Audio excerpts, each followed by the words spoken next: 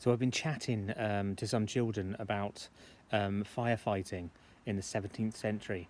So in 1666, the Great Fire of London, they had very little they could use to tackle a fire. They had leather buckets. Okay, so the leather buckets would hold the water, which they would then form human chains and pass the bucket of water down the chain, throw it on the fire, pass the bucket back, and fill it up again.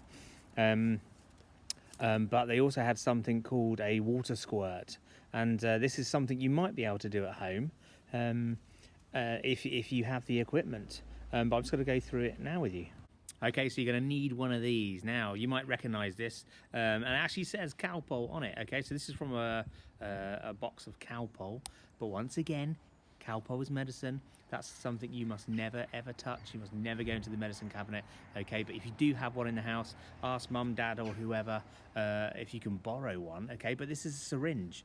Okay, and it works in exactly the same way as a water squirt did in 1666. Okay, so a water squirt would have been a lot bigger than this, obviously.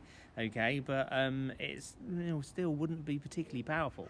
But we're going to demonstrate how this would have worked. Here's my IKEA plastic cup. It's standing in for my my 17th century leather bucket, but it's got water in, you can see. And what I'm going to do is I'm going to put my water squirt or my syringe in, and make sure it's under the water, and you pull the plunger up. Okay, and you can see that it's drawn the water into the body of the syringe.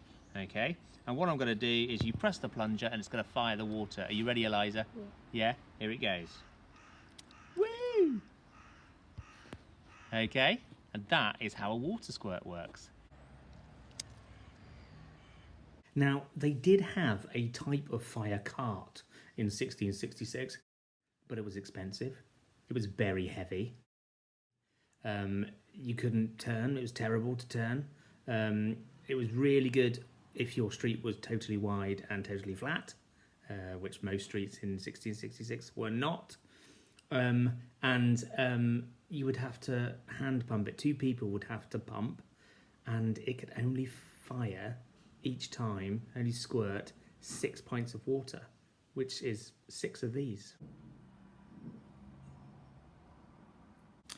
Also, just like the Calpol syringe that I showed you, the fire truck couldn't fire water particularly far.